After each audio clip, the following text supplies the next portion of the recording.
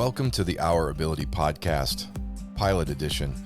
This is John Robinson, your host, soon to be joined by Blaise Bryant, my co-host.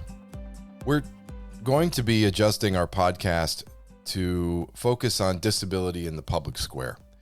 It's something that I've thought a lot about, is how people with disabilities are represented in media, in public policy, and how what goes on today is seen through the able-bodied lens, but also, more importantly, in our world, the disability lens. And so this morning on May 19th, I got two Google News alerts, and I wanted to share a couple of those with you and give you some perspective.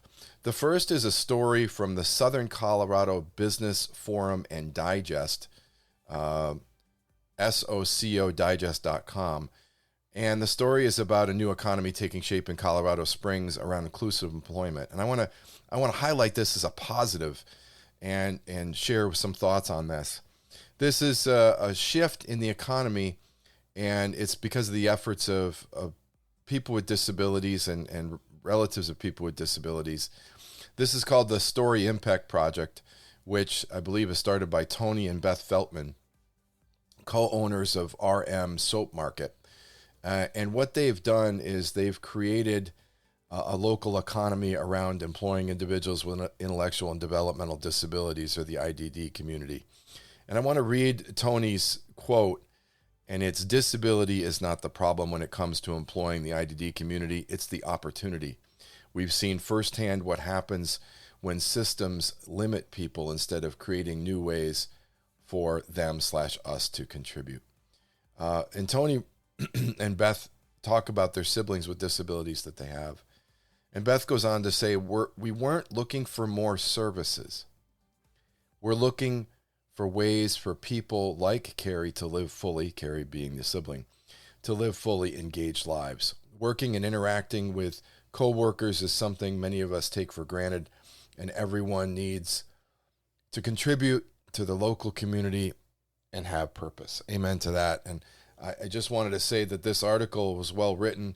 This article talks about what the Story Impact Project is, and it talks about how they're trying to create more job opportunities and create an economy around employing individuals with disabilities, as well as creating products and services out of that. These stories I love because this is exactly what we at Our Ability, we in the general society of people with disabilities, we want to highlight and we want to promote. And that's one of the reasons why I led with this story. I read through this story a couple of times this morning, and I don't see any overt ableism. And actually, I'm quite impressed that this story is just about individuals with disabilities being included into the workforce and how it's good business in Colorado Springs. And it's good business everywhere. And so I urge you for a second to look up, again, I'm going to say the names. Look up the RM Soap Market, owned by Tony and Beth Feltman in Colorado Springs, and give them a little bit of a bump. I would greatly appreciate it. The second story that came through on my Google News alerts is a local story here in Albany, New York, and it's something that both Blaise and I have been loosely affiliated with, and that is disability employment here in New York State. At Our Ability, I think you know that we build employment opportunities around North America, and so, but that gets us pulled into New York State issues at times. Recently, I gave written testimony to Senator Patricia Fahey's Senate Disabilities Committee on disability employment. I said there needs to be more opportunity, and I said there needs to be more technology to assist individuals with disabilities, that we need to move forward, not move backwards, very similar to what the Colorado Springs story just said. And the story came out today in Google News that Senator Fahey is introducing legislation, and I'm going to try to read it here, creating lasting access to supported and inclusive careers for New York, Classic Act. And the legislation is creating a new disability employment innovation fund. And what the fund is going to be supported by is through the purchase of historic and vintage license plates. And again, it references something similar done in Colorado. Maybe we should all move to Colorado. It's a widely popular program in Colorado, according to the press release from Senator Fahey. And this fund will be created. It'll be monies created up from purchasing, classic license plates, and the fund will be built up as an employment innovation fund to support employment ideas for individuals with disabilities. The press release goes on to talk about the employment gap for individuals with disabilities. It very smartly recognizes that New York State falls behind the United States average for employing individuals with disabilities, also falls behind by 6 to 8 percentage points Connecticut, Massachusetts, New Hampshire, New Jersey, Rhode Island, and Vermont. So if you understand the Northeast economy, we do not do a good job. And so it's great. I applaud Senator Fahey for creating a new fund. I applaud for thinking differently. That's exactly what we asked for. I will take a little bit of editorial license here, though, and say that there's a missed opportunity here. And it was part of what I wrote in my written testimony. I had been invited to speak publicly. I decided not to because the people in front of me were supportive of sub-minimum wage contracts, and I felt that was inappropriate.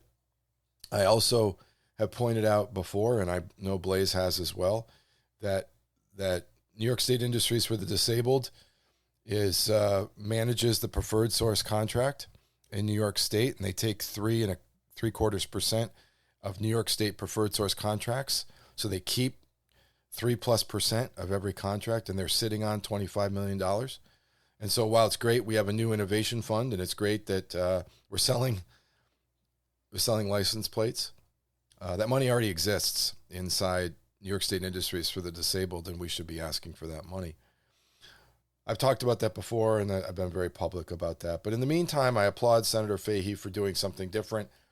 I caution that if this legislation goes through, that the money is watched very carefully, that it is invested in real ideas, real opportunity. As an entrepreneur with a disability in New York State, my business has been in New York State for 15 years. I've had to fight against able-bodied businesses trying to do the right thing. And so just some thoughts here that what we could do and what we should do in New York State. And I will again say that Senator Fahey is on the right track here with this Disability Employment Innovation Fund. I would call on the rest of the New York State Senate and Assembly to support this bill. I would also look for new ways to fund it. It shouldn't just be because of classic license plates, although I think that's pretty cool. As somebody that grew up in Shenango County and can remember his father's classic license plate. I do urge you to think about what you're seeing and reading and hearing in the media here as far as disability is concerned. And that's part of why we're doing this disability podcast, and that's part of why the pilot project, and just going to put that out there for people to respond to. And Blaise and I are going to do this on a regular basis, I hope. Disability in the public square. What's being written about disability? Is there ableism in the disability? Are we being treated fairly? We may talk about policy, as I did here today. We may talk about news reports, as I did about the Colorado story in Colorado Springs. We may talk about disability in media. Something popped up over the weekend. There was a commercial on the golf telecast in the PGA tournament where there is a person my height hitting a golf ball in a golf manufacturer message. I think that's really cool. Those kind of things I want to talk about. I want to talk about how Blaise and I see and ingest those pieces of information, and then take your feedback. What are you seeing out there? What are you hearing out there? What are you reading out there? What's bothering you in the public space? Is there ableism out there? There is no real daily look on a disability podcast on disability in the public square, and that's what we hope we do. So take this pilot episode as you will. We're new. Eventually there'll be banter between the two of us, but wanted to get one thing out there and just see what happens. This is John Robinson, your co-host of Disability in the Public Square and Our Ability podcast.